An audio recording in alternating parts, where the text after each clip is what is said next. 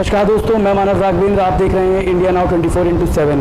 कोविड-19 corona महामारी के इस वैश्विक महाकाल में कई लोग परेशान हैं। ऐसे में जनप्रतिनिधियों पर जिम्मेदारी और समस्याएं भी बढ़ती जा रही हैं। इसी क्रम में आज हमारे साथ बात करने के लिए मौजूद हैं भारतीय जनता युवा मोर्चा के राष्ट्रीय महामंत्री श्री अभिजात मिश्रा जी।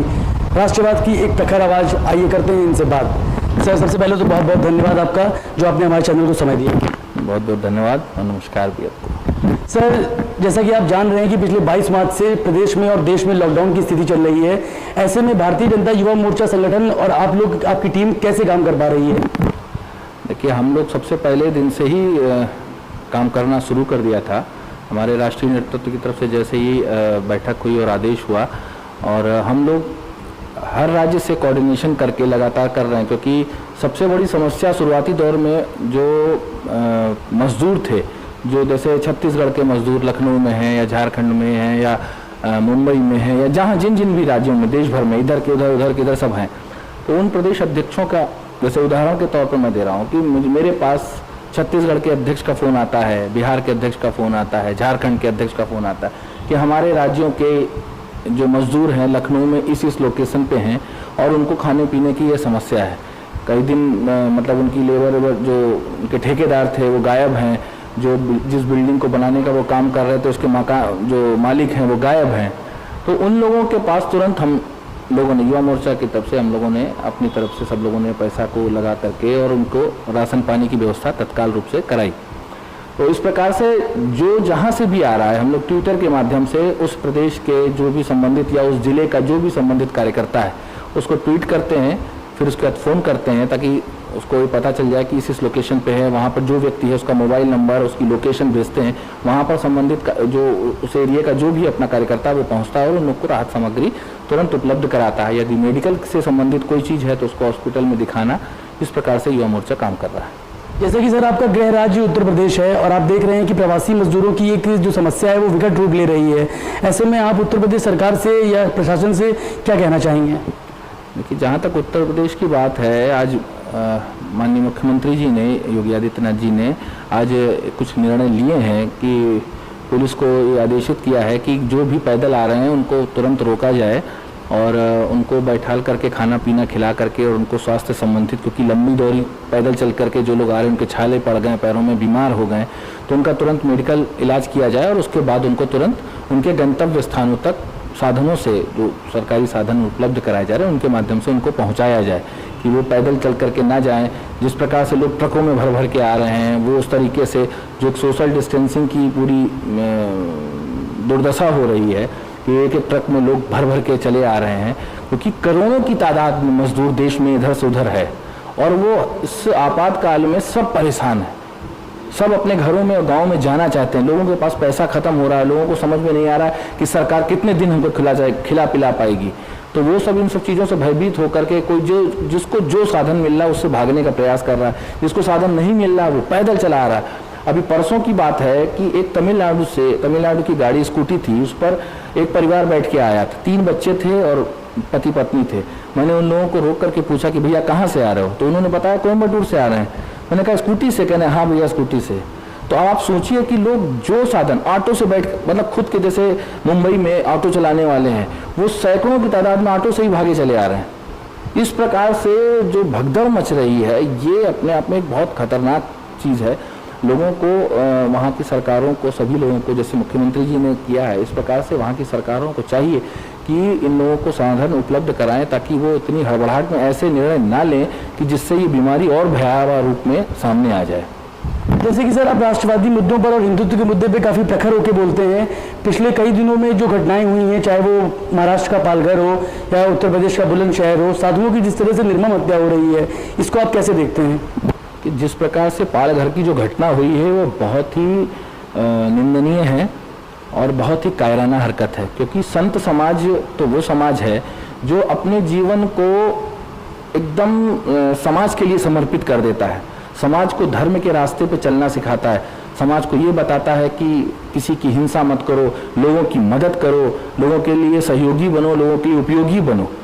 जो इस प्रकार की प्रवृत्ति के लोग हैं उनको इतनी निर्दयता से पुलिस के सामने जो मारा गया, जिस प्रकार की प्रवृत्ति के लोगों ने ये कृत्य किया है, जिस विचारधारा के लोगों ने ये कृत्य किया है, भारतीय जनता पार्टी और हम लोग उसको किसी भी कीमत पर बख्शने वाले नहीं हैं। अभी लॉकडाउन चल रहा है, इस कारण से हम लोग रोडों पे नहीं उतर सकते हैं, सामने नहीं जा सकते हैं, तो सोशल मीडिया के माध्यम से जो आवाज़ उठानी थी उठाई गई। उन लोगों में बड़ी तादाद में जो हम लोगों ने दबाव बनाया तो सरकार को मजबूरन उनको गिरफ्तार भी करना पड़ा, लेकिन उनको जब तक फांसी के तख्तों पर लटकवा नहीं देंगे तब तक हमारी पार्टी शांति से बैठने वाली नहीं है, हम लोग बैठने वाले नहीं हैं। बुलंदशहर की घटना पे आपने कुछ नहीं बोला। जो भी घटनाएं हो रही हैं, जो भी निर्दोष हैं, उनके साथ में कोई भी अत्याचार करता है तो हम लोग हमेशा निर्दोषों की आवाज़ बनते हैं, उनके साथ में खड़े होते हैं, और कहीं पर भी कुछ अन्याय हो रहा हो तो उस अन्याय के विरुद्ध हम लोग खड़े होते हैं। कई बार ऐसा देखा गया है कि राष्ट्रवाद की ऐसी प्रखर आवाज़ उठाने के लिए आपके ऊपर काफ़ी मुकदमे भी होते हैं। अभी रिसेंट में आपके ऊपर पश्चिम बंगाल की सरकार ने एक मुकदमा, एक FIR लॉन्च करी है। ऐसे इंसिडेंट को आप कैसे देखते हैं? देखिए, ये ममता जी हैं और ममता जी इस समय बहुत भयभीत हैं। जिस प्रकार से वो हिंसा का तांडव लगातार विगत कई वर्षों से कर रही थी, भारतीय जनता पार्टी के सैकड़ों कार्यकर्ताओं की हत्या करा दिया।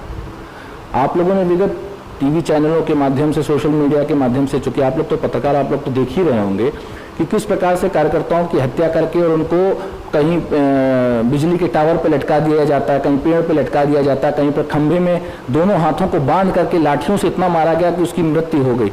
मैं तो वेस्ट बंगाल के लगभग सभी जिलों में प्रवास कर चुका हूँ, एक एक गाँव में जाकर के मैंने वहाँ पर दौरा किया है। जो विभत्स रूप बंगाल के अंदर है वो शायद ही पूरे देश में कहीं पर होगा, उसके बाद अगर है तो केरला के अंदर है। मैं एक छोटा सा उदाहरण आपको बताना चाहूँगा वेस्ट बंगाल का, कि एक परिवार में मैं गया हूँ जिस परिवार में 3 लोगों की हत्याएं हुई थी। उस परिवार का जो एक इकलौता जो लड़का बचा था, उसकी भाभी भी थी, उसकी पत्नी भी थी और उसकी माँ भी थी। घर में रहने के लिए कुछ भी नहीं छोड़ा है। गांव के जो राशन वाले हैं उनको TMC के लोगों के सख्त निर्देश है कि इनको राशन भी मत दो। किसी भी प्रकार का उनका आय का स्रोत ना खड़ा हो पाए, इसकी पूरी व्यवस्था TMC कर रही है और उनको मजबूर करती है कि भारतीय जनता पार्टी का काम तुम छोड़ दो, नहीं तो तुम भी अकेले बचे, तुम भी जान से जाओगे। लेकिन उसके बावजूद वो लोग भारतीय जनता पार्टी काम कर रहे हैं। उनके घर की स्थिति ये थी कि उनकी माँ और उसकी पत्नी के पास में मात्र एक ही साड़ी थी जो पूरी थी और एक साड़ी थी जो आधी आधी थी। घर के अंदर रहती हैं तो वो लोग आधे आधे पहनते, बाकी वो जब घर से बाहर निकले तो एक पूरी साड़ी, या तो माँ बाहर निकलेगी पूरी साड़ी पहन के या पत्नी निकलेगी। इतना मतलब आर्थिक रूप से तोड़ दिया कि किसी भी तरीके से तुम भारतीय जनता पार्टी को छोड़ो और TMC में शामिल हो जाओ। या तो ये हो रहा है या वहाँ पर इस तरीके के लोगों को प्रदेश छुड़वाया जा रहा है। जैसे कि अभी परसों की घटना है, एक परिवार में एक लड़की के साथ में मारपीट होती, जिसके पिता खत्म हो चुके हैं, जिसकी माँ को कैंसर है। उसके घर में TMC के कुछ गुंडे और उनके साथ बड़ी संख्या में कुछ मुस्लिम जो रोहिंग्या हैं, ये लोग घुस करके मारपीट करते हैं। मारपीट करने के बाद वो उसी दौरान वो अपना वीडियो बना करके वायरल करती है सोशल मीडिया में। मैं उसको वीडियो को ट्वीट करता हूँ और उसका ज़्यादा तेज़ी से वायरल होता है। लगभग 15-20 लाख लोग रिट्वीट, 15-20 हज़ार लोग रिट्वीट कर देते हैं और कई उसमें तो वो ठीक प्रकार से ट्विटर पर जरा चल जाता है तो वहाँ की सरकार तुरंत उसी बात को लेकर के मेरे ऊपर मुकदमा कर देती है। तो मैं आपके माध्यम से भी ममता जी को बताना चाहता हूँ कि मुकदमों से मैं डरने वाला नहीं हूँ।